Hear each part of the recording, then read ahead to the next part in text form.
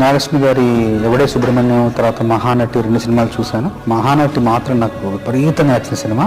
నాయుడు గారు కాల్ చేసి రమ్మన్నారు, వెళ్ళాను. వెళ్ళిన తర్వాత సందర్భం చెప్పడానికి ముందు నాకు ఆ కథా గమనాన్ని కాసేపు మాట్లాడి చెప్పిన తర్వాత వివరంగా చూపించారు, కొన్ని దృశ్యాలు చూపించారు.